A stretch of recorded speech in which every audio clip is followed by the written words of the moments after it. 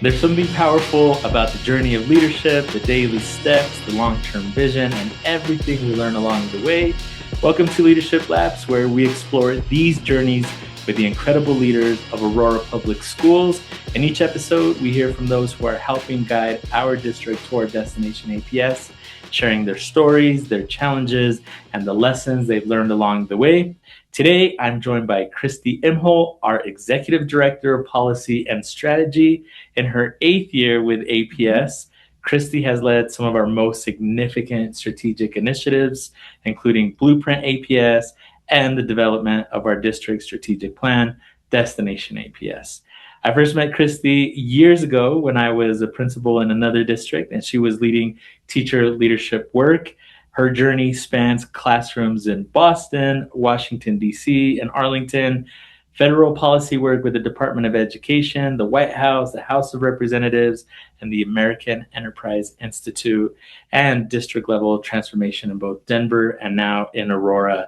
So we're going to explore how she's dedicated her career to making change through both policy and practice. Christie, welcome to Leadership Labs. Thanks, Jesus. Excited to be here. Tell us a little bit about who you are and what your role as Executive Director of Policy and Strategy looks like. Yeah. So I am originally from Connecticut, grew up in the suburb of New Haven, Connecticut, the daughter of 2 educators and the middle of 3 girls. I then spent the first part of my adult life living in Washington, D.C. For about 13 years. And I'm proud to say that I've now lived in Colorado for 11 as of last week. And I consider myself, I'm an educator, a former high school social studies teacher, passionate about civic engagement. I am a daughter, a sister, a partner, and probably my most proudest role right now is being an aunt to my nieces and nephew.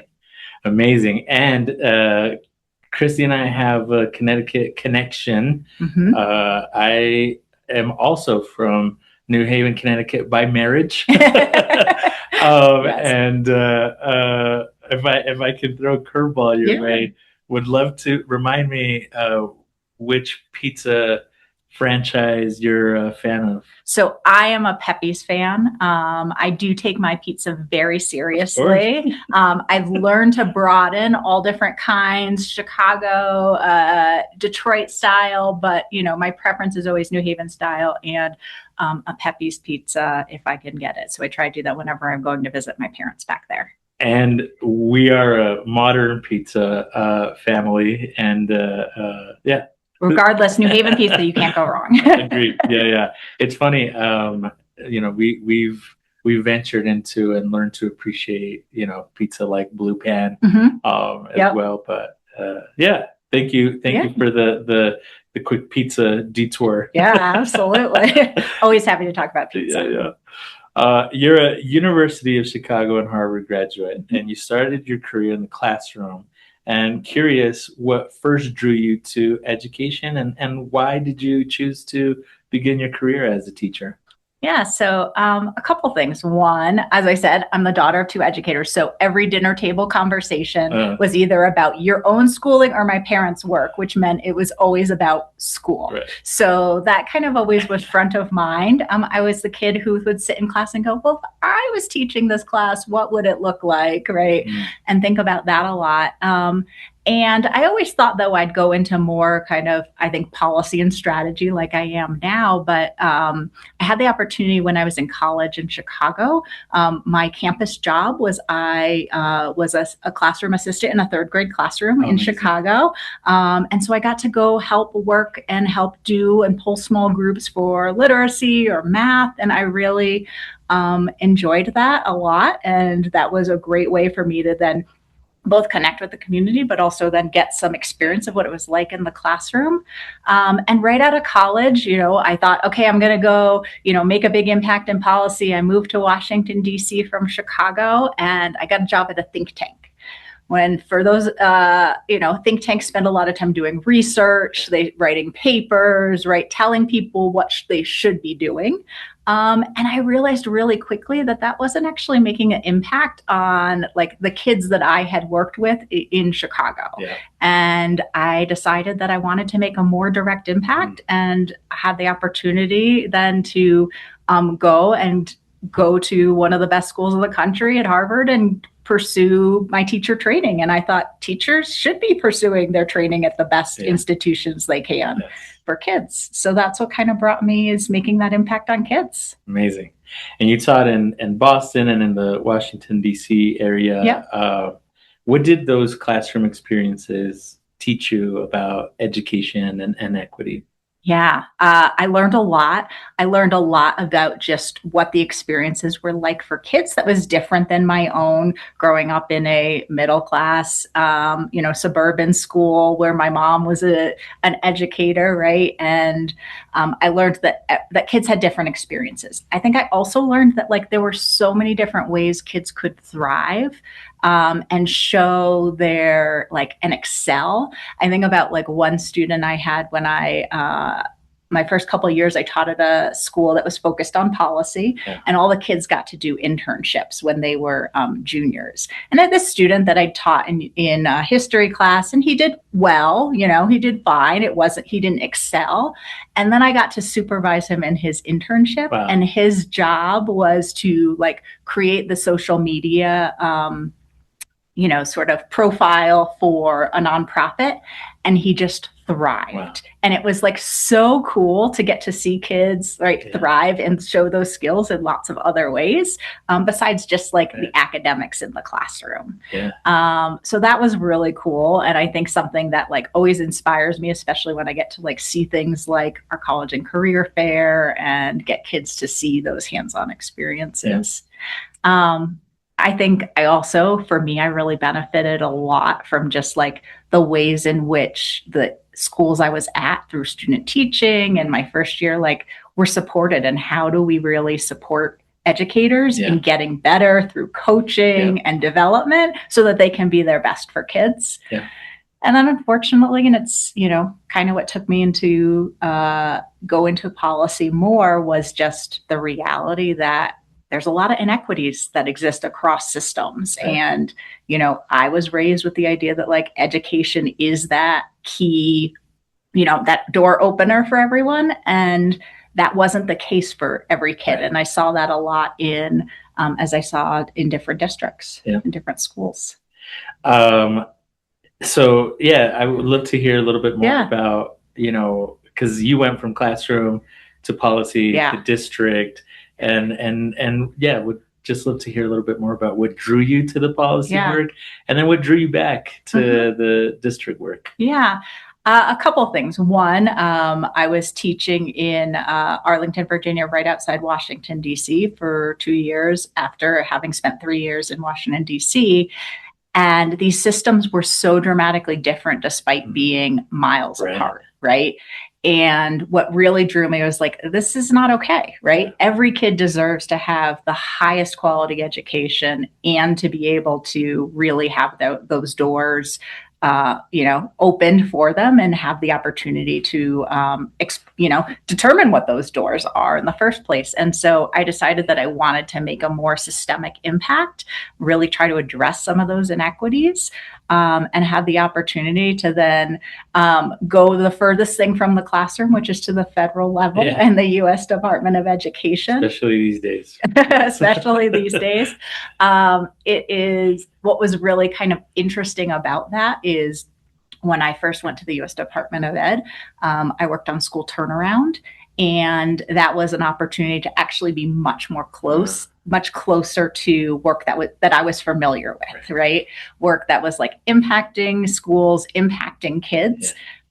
Because what a lot of folks, wonder about, what does the department do, right? And a lot of the work at the U.S. Department of Ed is really supporting states in making sure that kids have access to the highest quality education. And so we had the chance to support states in thinking about how do you continue to improve schools that might be underperforming, and then how do you go about making sure that those conditions are in place. And so it was an opportunity to really work with states and then also collaborate and help those states support districts and schools. Yeah. And then your transition back to district. Yeah. Yeah. That was about. I feel like there's this constant theme of, impact. Where can I make the biggest impact in education? What's the right lever? What's the right altitude?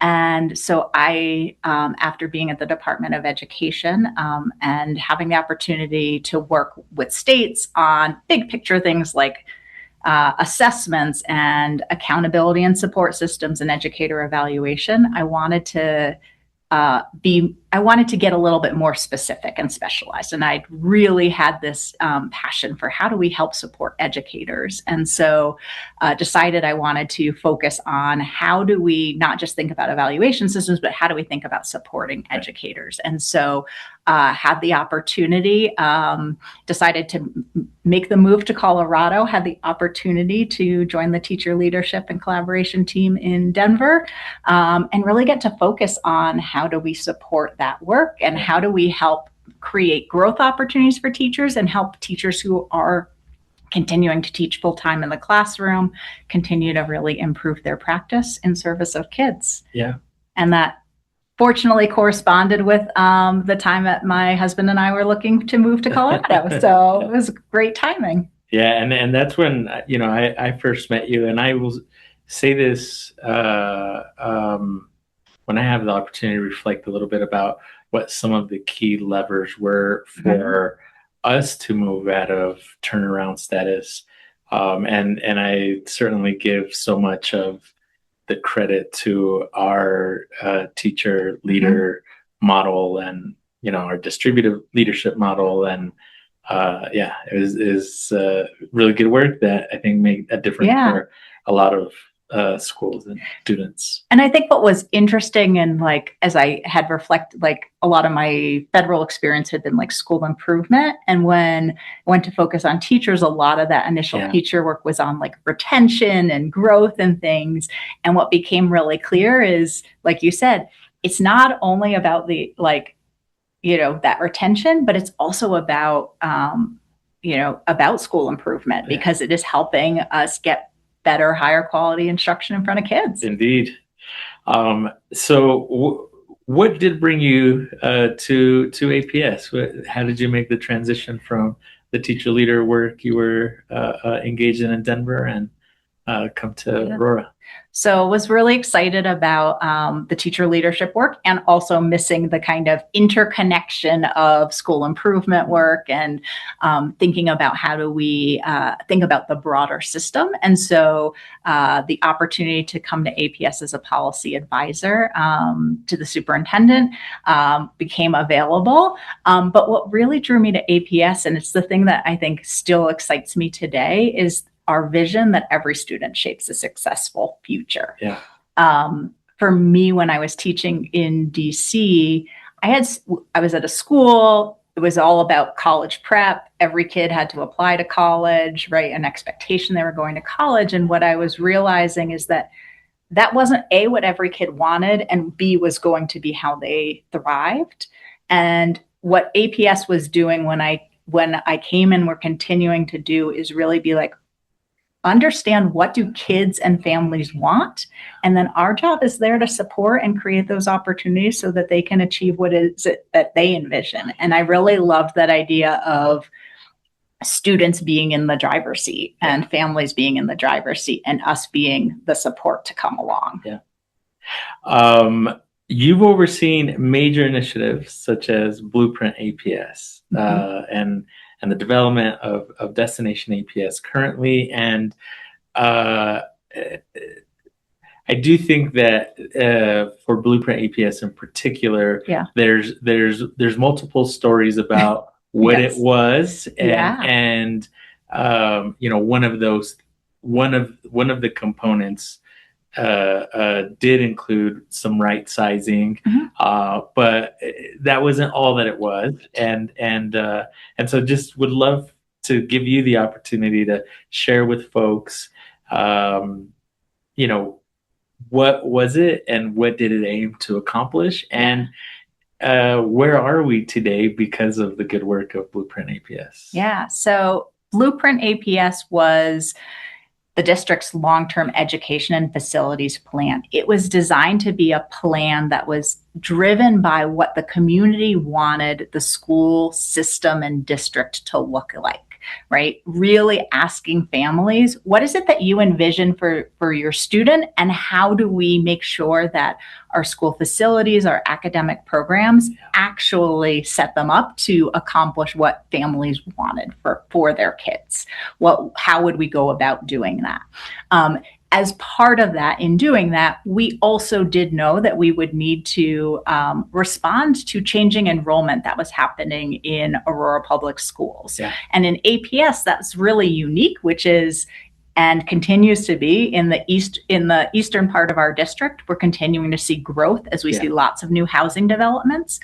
But also, in order to really provide that high quality education, we knew that we needed to where we were seeing declining enrollment, we needed to respond. And in part because what was happening is we'd get schools that would be so small that we weren't able to provide all the basic things that we knew students needed. So like specials classes or access to things like, library or technology, right? And so what it was meaning is that we weren't really providing an equitable access to education by trying to maintain such small schools.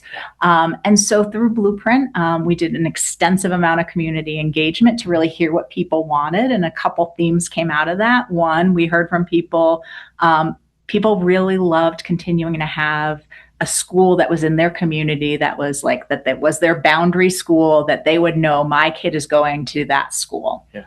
But they also wanted more choices run by APS. They were excited to be part of the APS community, and they wanted more opportunities to just explore different things and really have some other options without going outside of APS. And then we heard people wanted more college and career learning opportunities, more real world experiences. And so through all of that work, as we really worked to bring that to fruition, we did have to make some hard decisions around right sizing and closing some schools so that we would make sure we were having equitable opportunities for school. But we've also been able to add, open some new schools out east, right, where we're seeing those new developments.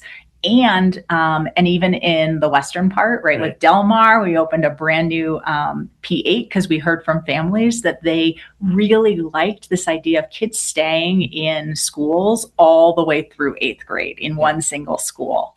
And we've been able to open some really great choice opportunities and more to come. So opened Charles Burrell Arts all the way from P through 12. Opening Clara Brown.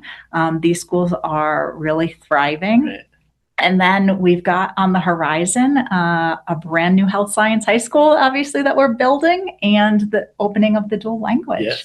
And so these magnet opportunities, I think, are giving families a lot of reason to stay in APS and come back to APS here, which is really exciting. And I think even about the board meeting last night, how excited, board members were talking about, wow, look at these great, different, unique opportunities that we're offering to our community. Absolutely. And, it's taken us a while to get there, but it is really exciting. And all that really stems from Blueprint work. Yes, indeed.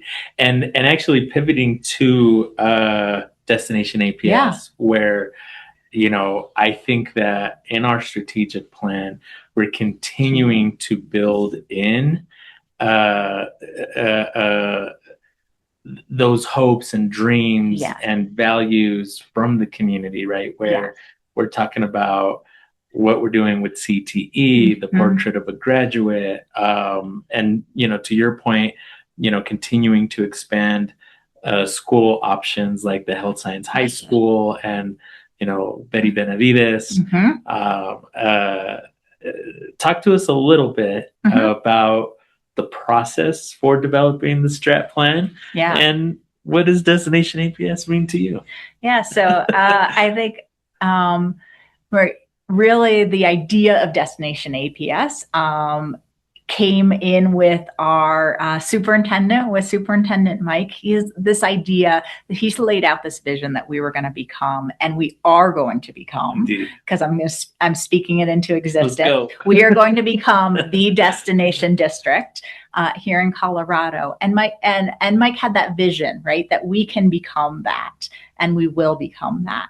And really, and part of this is the role of strategy policy. How do you then bring that to life, right? How do you bring that into action? We all love great ideas, but how do we actually bring that into practice? And so, lots of listening tours in Mike's first year, hearing from the community. What does it mean to be a destination district?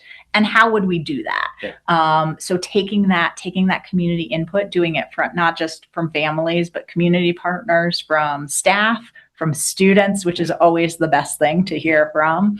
And then really translating that into what is it that the community values, and what are the things they want us to accomplish. So really making sure that we know academic and post-secondary readiness is key, but also the importance of making sure that it is a safe place, and that students are and families and staff all experience that sense of belonging. Right. And then I think the really big piece is that we also are making sure that we're paying attention to and helping our staff thrive so they can be set up for success. So really identifying those priorities, and then identifying there's so many different ways you can accomplish those things. So how do you really determine what it is that are our highest leverage strategies to accomplish those, right? We know what the community wants. So we used all that input to then say, use the research, use what we were seeing about some of the challenges and some of the successes, and use that to really identify our key strategies for how we're going to make that happen over the next few years. And what's really exciting to me is I'm really excited because I feel like we are really coalescing around all heading in the same direction and following the same paths to get there. And that's only going to, and bringing in our families as part of that. And I think that's only going to help us continue to build even more momentum and become that destination district. Yes. Tapping into some leadership lessons. Yeah. One of our regular topics. Yeah. Having worked in classrooms at the federal level, at the district level, what perspective does that give you about how change actually happens in education systems? Yeah. It is very complex. Mm-hmm. It can be slow, especially when you're doing the whole system. I think that's sometimes one of the tension points between, right? Like if I'm a classroom teacher, I can make the change. Oh, this didn't work. I can change it for the next period, right? Saying that as a high school teacher, right? Like next period, oh, that didn't work. I'm going to make the adjustment in the moment, right? As a system, it requires a lot more communication, a lot more coordination. It requires not just great ideas, but like the time, talent, and treasure, right? Or money to be able to do it.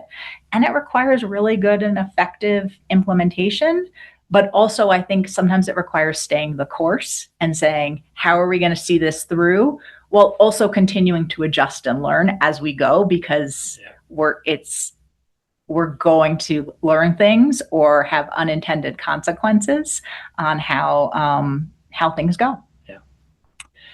It's interesting too that you say that. I just had a conversation earlier today with Jalen, and I was reflecting a little bit about our experience in the Cambiar Catalyst Fellowship, and just that tension that I've grappled with too, of what a small bet actually means and looks like in a system as large as ours, right? That it's different if you're working on, to your point, a strategy or a pivot. I'm going to ask this question instead next period, or I'm going to slow down this. Yes. Versus, in my case with the Action Impact Project, we're doing a pilot at several schools. Right? And it's a little less nimble and changing course. Yeah. And I think too, the thing that often always comes up for me is, right, like you can see a single challenge or a single issue and be like, oh, I know exactly how to solve that one thing, right? Yep.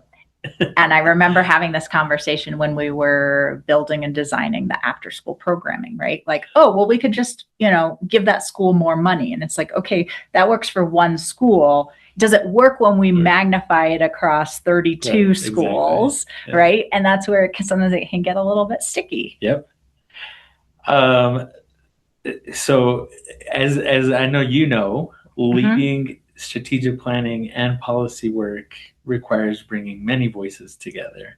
And as you reflect on previous strat plans, current strat plan, Blueprint APS, what have you learned about building consensus and moving forward together as a large community? Yeah, I think that's a place where I feel like I've really grown, where it's like, oh, I had lots of ideas, but you can do that, but nobody's coming along with you. And then it's on you to execute and implement. And the reality is, in those spaces, if you've just created something yourself, then everybody else is doing their own thing, right? And you're not rowing in that same direction. You're not moving. You're not on the same journey together. And so I think I've learned, particularly most recently with our new goals and guardrails for the board, is the importance of bringing people into that work to really help define and wrestle through and create them. One, because I'm not the expert, right, in early literacy or in multilingual, right? But bringing those folks together, but also then they're more bought in, right? Because they've helped to build it and create it, as Craig often says, right? People protect what they build, but also people understand it, and it's almost like a comparison to our internalization. When they've been part of it, they've internalized it, and then it can help shape their work, and then we're all moving together. That's a great lesson learned, and would love to pull a little more of those from you. If you have one that comes to mind that's remained constant, a lesson learned that's remained constant, whether you're in the classroom or in Washington or here as a district leader, what would that be? I think it's, again, that context matters. And so like the ideas can be great, but I think about, when I was at the federal level, right, we, had certain policies, or we were working with states on building accountability or evaluation systems. And I was working with Kansas and Oregon, and their context really mattered. So understanding like what is important to them, what is already in place, what are the opportunities, becomes really critical. I think same here in district work. It becomes how are you clear about consistency, but also then how are you understanding that what Aurora Highlands needs to do is going to be different than what Yale needs to do, is going to be different than what William Smith, needs to do. And so understanding the context is critical when making and implementing good strategy and policy. Indeed. Agreed. Do you have any books or resources that have influenced how you think about strategy and change in education? Yeah, I think I don't think it originated there, but it's where I learned about it. Leadership on the Line. And that's where I first got exposed to the idea of like the balcony and dance floor. And I think that, to me, that is one that particularly shapes strategy and policy, because you really have to constantly be going between the dance floor and the balcony to make sure, right, to one, see the big picture, see what's working, what are the trends, right? But also then make sure it's actually going to address kind of the issues. And so going back and forth between that dance floor and balcony is an analogy and a lesson I come back to all the time. Curious how you're going to answer the music question, but would love to hear what songs or artists are either on your most played or your recently played lists. I think my most played last year was Leve Oh, Laufey. I think I'm saying it correctly. She's an Icelandic artist. That was my most common. I will say, I think in my I have like an inspiration playlist when I need like the pick me up. And like the two songs that get played the most on that are Worthy by Mavis Staples and Everyday Sunshine by Fishbone. amazing. But for the most part, my husband is my like personal playlist and DJ. So I get to listen to all kinds of different stuff. Yes, that's amazing. Awesome. Moving into our lightning round. Okay. As someone who has led the development of the strategic plan, what does Destination APS mean to you personally? To me, it really means being a district and being a place where every student, staff, and family can, truly thrive and power their potential in order to thrive. And what excites you the most about where we are headed as a school district? I'm excited that I think we are laying such a strong foundation academically, culturally, that it's going to really just change. That's going to change the culture and change the outcomes that our students have. And I'm really excited that us all working together will really make a huge impact for our kids. All right, my last question for you is, what advice would you give to school leaders working to create a strategic direction for their organizations, their campuses? This is probably going to date me. I think the thing that I always go back to is around backwards planning. Be really clear on what is it you're trying to accomplish, and then back map from how you're going to get there. Because if you're clear on what you're trying to move the needle on or trying to achieve, whether it's K2 literacy or high school graduation, right, then you can get really clear on the how. And so that's what I would say. Just be clear on the what and then work to your how. Amazing. Yeah. Thank you, Christie. And thank you for sharing some of your journey with us today, from classrooms on the East Coast to the White House to leading strategic initiatives here in Aurora. Your career demonstrates that meaningful change requires both understanding policy and honoring practice. Your work developing Destination APS has given our entire district a shared vision to move forward. And to our listeners out there, join us next time as we continue exploring the paths of those who are helping guide us toward Destination APS. Until then, keep running your race with purpose. Thank you.